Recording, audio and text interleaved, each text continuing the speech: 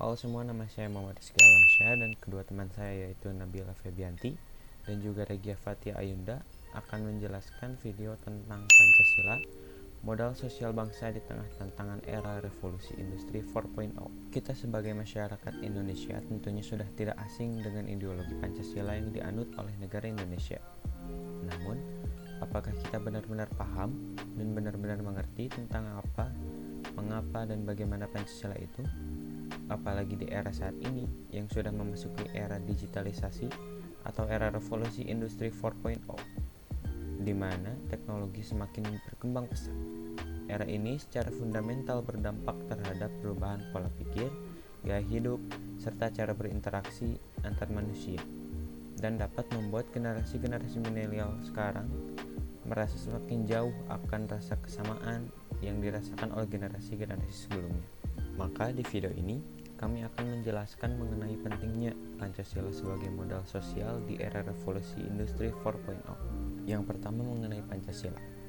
Pancasila merupakan rumusan dan pedoman kehidupan berbangsa dan bernegara bagi seluruh rakyat Indonesia, atau disebut juga sebagai pilar ideologinya Indonesia, di mana pilar-pilar ini terdiri atas 5 ideologis utama yang menyusun Pancasila, yang meliputi 1. Ketuhanan yang Maha Esa, 2. Kemanusiaan yang adil dan beradab, 3. Persatuan Indonesia, 4. Kerakyatan yang dipimpin oleh hikmat kebijaksanaan dalam permusyawaratan perwakilan, dan kelima, keadilan sosial bagi seluruh rakyat Indonesia. Adapun fungsi dan kedudukan Pancasila yaitu yang pertama, Pancasila sebagai jiwa bangsa Indonesia, kedua, Pancasila sebagai kepribadian bangsa Indonesia, ketiga, Pancasila sebagai pandangan hidup bangsa Indonesia, keempat, Pancasila sebagai dasar negara Indonesia, kelima, Pancasila sebagai sumber dari segala sumber hukum bagi negara Republik Indonesia, 6. Pancasila sebagai perjanjian luhur bangsa Indonesia pada waktu mendirikan negara, dan terakhir yang ketujuh, Pancasila sebagai cita-cita dan tujuan bangsa Indonesia. Era revolusi industri 4.0 adalah era di mana segala kebutuhan masyarakat telah dimudahkan dengan adanya teknologi. Misalnya, saat membeli barang, kalian cukup menggunakan telepon genggam untuk bertransaksi. Tidak hanya barang, era revolusi industri ini juga sangat membantu dalam kehidupan manusia, yakni dengan diperkenalkannya kecerdasan tiruan yang membuat mesin semakin pintar. Sebelum kita membahas lebih lanjut mengenai era revolusi industri, saya akan membahas mengenai sejarah era revolusi industri di dunia. Terdapat 4 tahap revolusi industri yang terjadi dari masa ke masa. Revolusi industri yang pertama terjadi pada akhir abad ke-18 dengan ditandainya ditemukan alat tenun mekanis pertama pada tahun 1784. Yang kedua, revolusi industri 2.0 terjadi pada awal abad ke-20 dengan pengenalan produksi massal berdasarkan pembagian kerja. Yang ketiga adalah revolusi industri 3.0 terjadi pada awal tahun 1970 yang dimulai dengan penggunaan elektronik dan teknologi informasi guna otomatisasi produksi. Dan yang keempat adalah revolusi industri 4.0 terjadi sejak awal 2018, di mana industri 4.0 adalah industri yang menggabungkan teknologi otomatisasi dengan teknologi cyber. Ini merupakan tren otomatisasi dan pertukaran data dalam teknologi manufaktur. Era revolusi industri 4.0 ini tidak hanya berdampak pada sektor industri atau manufaktur saja, melainkan juga membawa pengaruh pada sektor-sektor lainnya, seperti perekonomian, sosial budaya, bahkan sektor komunikasi. Pengaruh era revolusi industri 4.0 pada sektor komunikasi menyebabkan pola komunikasi menjadi berubah. Semua orang dapat menyampaikan aspirasinya, berkomunikasi dengan orang yang tidak ia kenal, bahkan mengomentari orang lain hanya melalui telepon genggam yang ia miliki.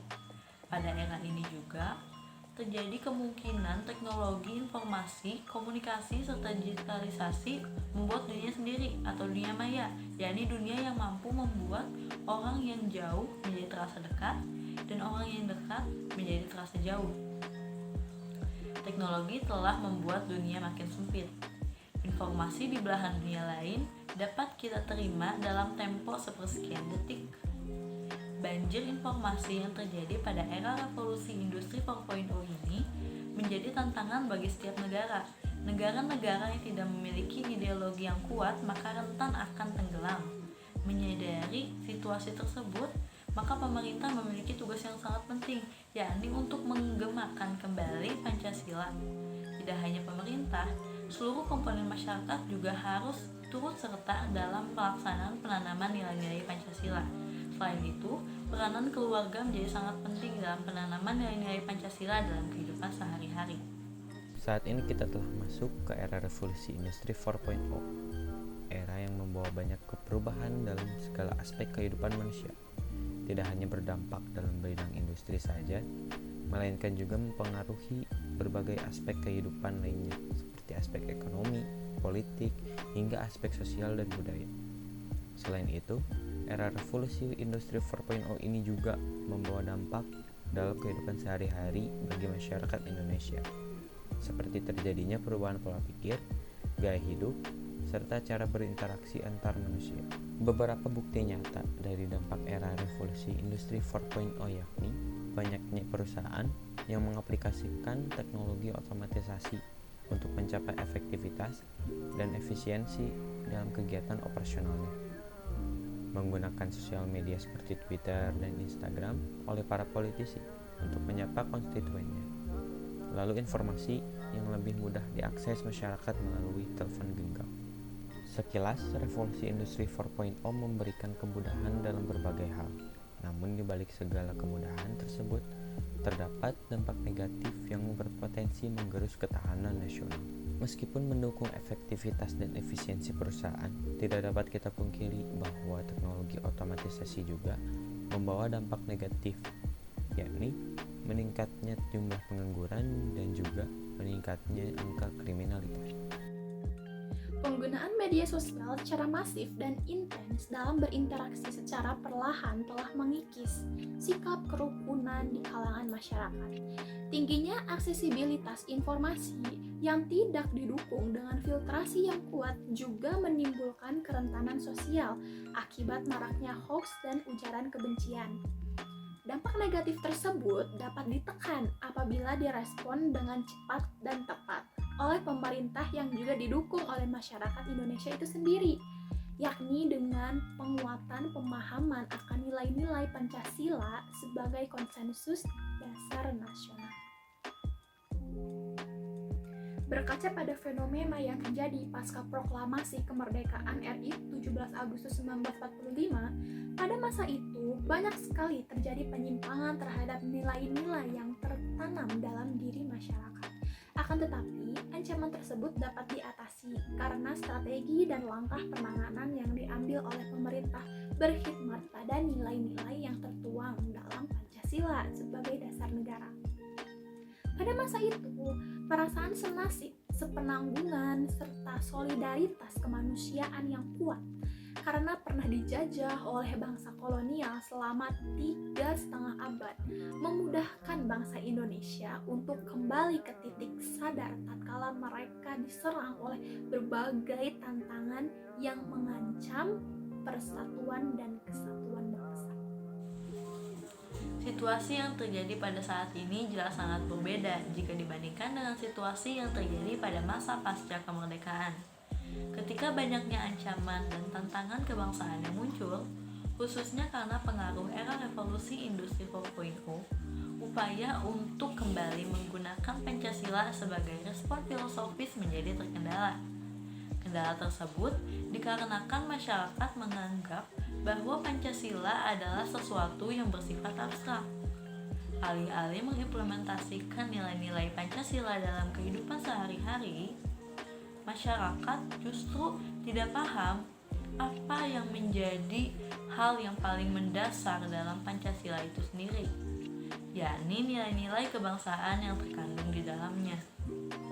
Untuk mengatasi hal tersebut, maka perlu adanya pendekatan kembali Pancasila kepada masyarakat, juga dengan menginternalisasikan nilai-nilai luhur Pancasila dengan mengoptimalkan segenap sumber daya nasional yang dimiliki, juga memanfaatkan kelebihan dan kemudahan yang ditawarkan dalam revolusi industri 4.0 ini, seperti penggunaan teknologi, informasi, dan komunikasi dalam proses sosialisasinya dan internalisasi.